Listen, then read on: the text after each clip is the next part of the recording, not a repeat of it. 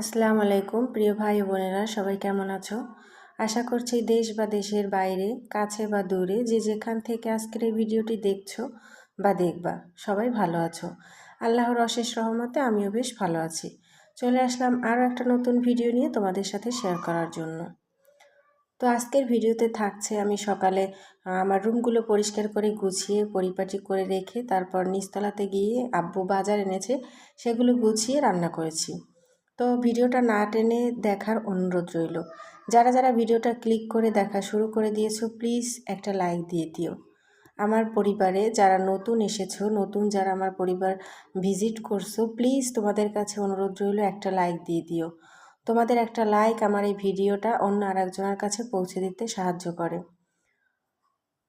আমার ভিডিওটি দেখতে দেখতে ভিডিওর কোনো একটা অংশ যদি তোমাদের এতটুকু ভালো লাগে, তাহলে আমার চ্যানেলটি সাবস্ক্রাইব করে বন্ধু হয়ে পাশে থেকে যেতে পারো।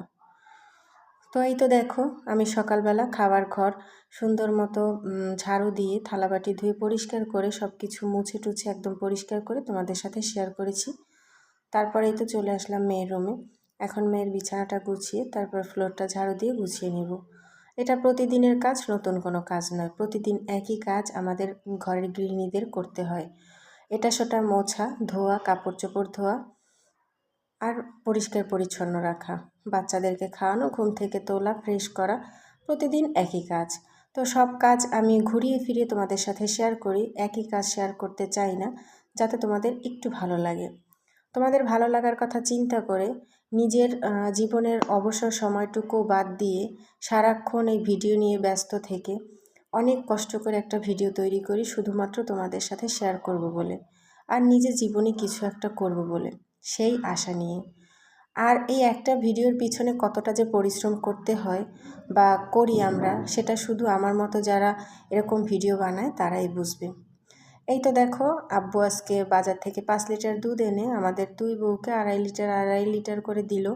তো আমার 2.5 লিটার আমি বোতলে ভরে এখন ফ্রিজে রেখে দিচ্ছি। তো সেটাও একটু তোমাদের সাথে শেয়ার করলাম। আসলে আমি সকাল থেকে রাত পর্যন্ত যা যা কাজ করি সেগুলোই তোমাদের সাথে শেয়ার করি। নতুনত্ব আমার ভিডিওতে নেই, কারণ আমি বাইরে কোথাও যাই না। আর আমার বাসার কোনো শপিংয়েও আমি থাকি না। মানে আমার পরিবারে যা লাগে, কাপড় চোপড় হোক, সেটা কোনো জিনিস হোক বা কোনো কিছু হোক, সব কিছু আমার হাজব্যান্ড এনে দেয়। বাজার সদাই আমার শ্বশুর এনে দেয়। আমাদের ঘরের বউদের বাইরে যাওয়ার তেমন একটা চল নেই। মানে একদম বলতে পারো যাওয়ার কোনো অবস্থাই নেই। এই তো দেখো, আমার শ্বশুরাব্বু বাজার থেকে অনেকগুলো সরা চিংড়ি এনেছে। আমি নিচে নামার আগেই আমার শাশুড়ি আম্মু সেগুলোকে কুটে পলিথিনে পোটলা করে দিয়ে দিয়েছে ফ্রিজে রাখার জন্য। তো ভাবলাম ফ্রিজে রাখার আগে তোমাদের সাথে একটু শেয়ার করে নিই। এদিক থেকে তোমাদের ভাইয়া স্কুলে যে গিয়েছিল শীতের দিনে, তো দেখো গত সপ্তাহে যখন স্কুল খোলা ছিল 3 জোড়া জুতা একসাথে পরে বাইরে রেখে দিয়েছে, এভাবে ধুলোতে একদম সাদা হয়ে গেছে। যেহেতু আমার বাড়িটা রাস্তার পাশে, তো একটা গাড়ি গেলেই ধুলা উড়ে এসে দরজা জানালা খোলা পেয়েই ঢুকে পড়ে রুমের মধ্যে। তারপর বোঝো অবস্থা, সেগুলো ধুয়ে মুছে কিন্তু আমি রোদে শুকাতে দিয়েছি। তারপর সমস্ত কাজ শেষ করে নিচতলাতে এসে দেখি আব্বু 2টা মুরগিও এনেছে। আম্মু যতটা পেরেছে মাছ কুটে পোটলা করে রেখেছে। যেহেতু আমরা সবাই রোজা, তো আমার শ্বশুর শাশুড়ি সবাই কিন্তু আমরা একসাথে হাতে হাতে কাজ করি। আমরা যেহেতু যৌথ ফ্যামিলিতে থাকি, কোনো কাজের বুয়া ছাড়া। তো আমার যা মাছ ভাজার জন্য পেঁয়াজ বাড়ছে।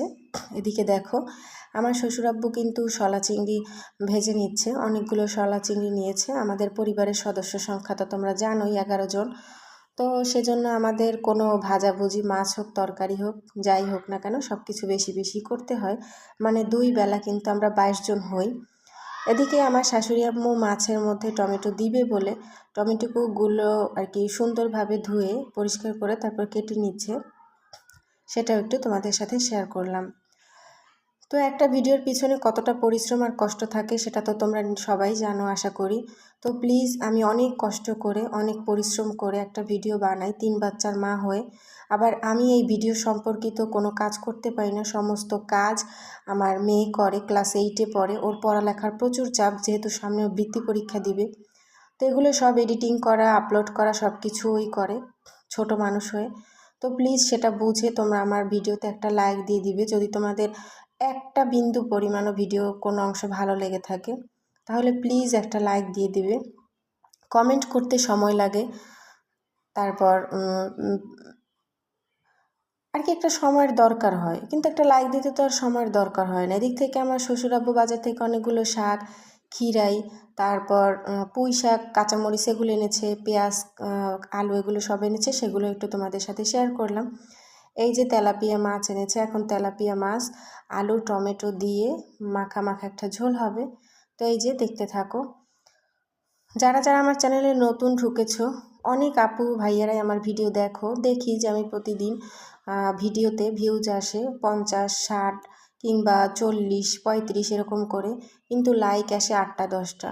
বলো এভাবে করলে কি আমি সারা জীবনেও এগোতে পারবো? তোমাদের একটু সাপোর্ট, একটু ভালোবাসা যে আমার ভীষণ দরকার। তাই প্লিজ এই আপুটার মুখের দিক তাকিয়ে, আপুটার কথা ভেবে একটা লাইক দিয়ে দিও আপুটার ভিডিওতে, তোমাদের কাছে অনুরোধ রইল। তাছাড়া আমার হাজব্যান্ড প্রথম প্রথম ভালোই সাপোর্ট করতো, এখন তার আচরণে কথাবার্তা আমার মনে হচ্ছে সে একটু বিরক্তি বোধ করছে। মানে কাজের মধ্যে যে কাজটা আমি ঝটপট করতে পারি সেটা ভিডিও করতে গিয়ে হয়তো একটু দেরি হয়। আর সারাক্ষণ মোবাইল হাতে নিয়ে ঘোরাফেরা গ্রামের বাড়ির বউদের, এটা সবাই পছন্দও করে না, আর এটা শোভনীয় না। সেজন্য আমার মনে হয় একটু সবাই বিরক্তি বোধ করছে। তো প্লিজ তোমরা একটু আমাকে সাহায্য করো এগিয়ে যাওয়ার জন্য। এই যে দেখো আমার দেবরের সেই ছোট্ট 2 পাখি, একটা পাখি হাড়ির মধ্যে বসে রয়েছে, একটা পাখি বাইরে। হাড়ির মধ্যের পাখিটা মেয়ে পাখি আর বাইরের পাখিটা ছেলে পাখি।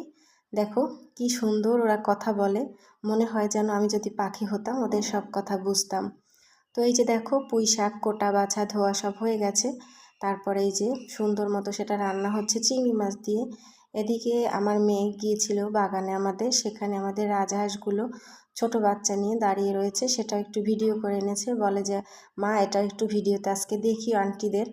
তো এই যে দেখো আমাদের হাঁসগুলো ওদের কাছাকাছি গেলেই কিন্তু সবাইকে দৌড়ানি দেয়, মানে তাড়া করে ঠোকর দিবে।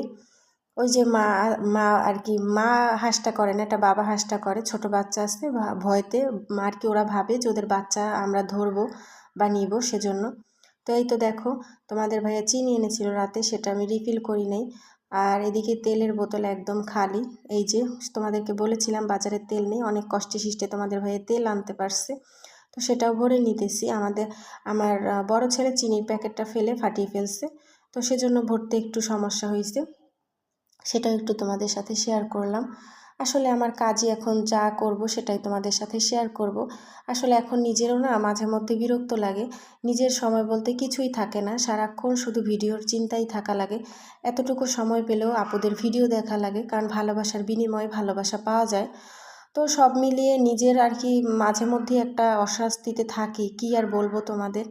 তো আজকের ভিডিও এই পর্যন্ত থাকবে, দেখা হবে নতুন কোনো ভিডিওতে। সেই পর্যন্ত ভালো থাকবা, সুস্থ থাকবা। আল্লাহ হাফেজ, আসসালামু আলাইকুম।